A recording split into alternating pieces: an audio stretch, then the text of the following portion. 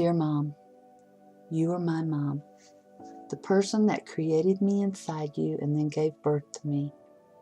You have spent your life nurturing, instructing, guiding, and even saving me these past 59 years. You are my hero. You've always been my hero. That's the only way I've ever thought of you. But things are different now. Our relationship has changed, and it caught both of us off guard. I have been so frustrated. You have been so hurt. The tension just grows between us. We find ourselves snapping at each other, sometimes so badly that we both end up crying and so upset with each other. You are almost 80 years old, and I fear that I will lose you in the midst of all this tension. I will then carry so much guilt with me about the way our relationship has soured so severely. I'll not be able to forgive myself. I want you to stay proud of me. I need you to love me. I hope you will continue to nurture me. I have been praying to God to show me the way to make our relationship more like it used to be. Tonight, God opened up my heart and He showed me His plan. When you accuse me of not trusting you, I hear ungratefulness when I spend so much time and money helping you, so your life will be easier. I get so frustrated.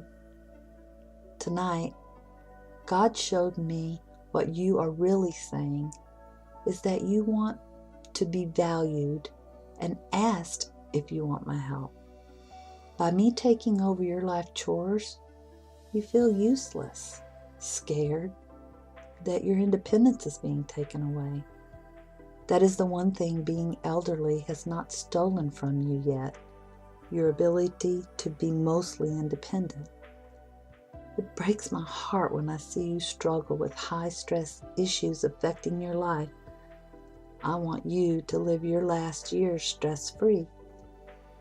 I want that to be my gift to you. But God made me realize that you, just like everyone else in the world, need to tackle stressful issues because they are your stressful issues, and you never gave anyone permission to take them away from you. God made me realize that I have to trust you will let me know if you need my help. When I see your frail body struggling when you walk or stand at the kitchen counter, all I can think of is that you need to eat more and get more exercise. So I hover over you, nagging you in this direction. God taught me tonight that this strategy only puts pressure on you, which in turn produces stress, the very thing I'm trying to alleviate. Tonight, when I think back on your life, you never were someone who did not take care of yourself. You have always been a healthy weight until your elderly years. You have always ate healthy food, and you have always stayed very active. You were never the type of person who laid around and watched TV all day.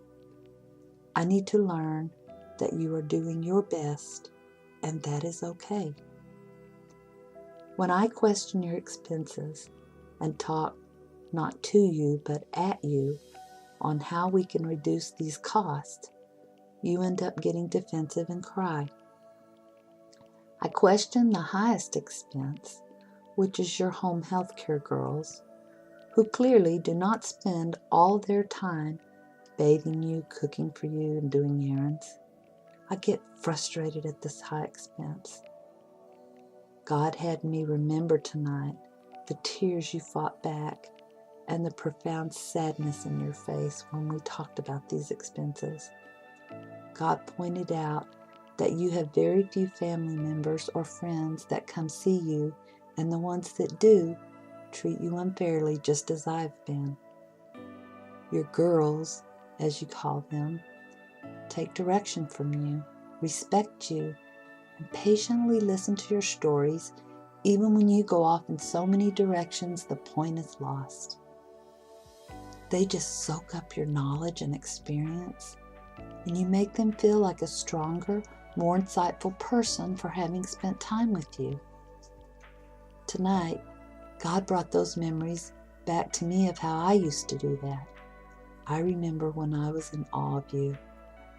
Lately, you have been telling me stories about when I was younger, or even when I was a young adult, throughout the years. Maybe it is because subconsciously you miss that daughter you so carefully molded to be respectful, humble, and eager to learn from you. In retrospect, you are still teaching me. You are teaching me to have respect for the elderly who need kindness and patience above all things. You are teaching me to not be worried about relieving your stress, but helping you to hang on to your worth.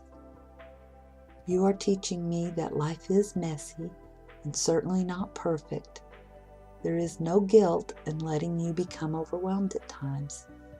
You are teaching me to trust you when my instinct is to protect you, but just like you did me when I left home as an adult, and just like I did when my kids left home when they were adults, it is okay to let go and then be there to help pick up the messy pieces when things go awry. You are teaching me to keep the integrity, compassion, and heart that you taught me so long ago, but to now add patience, kindness, respect, and humility to my mix of beautiful characteristics, so that when the day comes that you have to leave me here to continue your work, you can do so with reverence, honor, and joy, knowing you fulfilled your purpose here on this earth. This is my promise to you.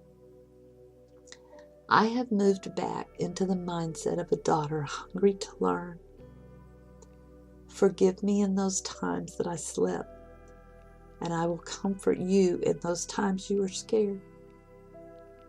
I will focus on asking you in a kind tone if you would like my help, if you will allow me to help you when you find yourself overwhelmed. Look at me as a daughter you are proud of, even when I slip.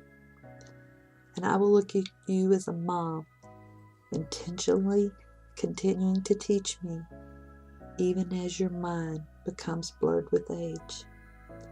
I love you so, and I am not ready to say goodbye. It scares me so very much as you gracefully slow down. Forgive me. Just now realizing that you too are scared as you face the rest of your unknown journey, knowing it all is so out of your hands now. Always loving you, your daughter.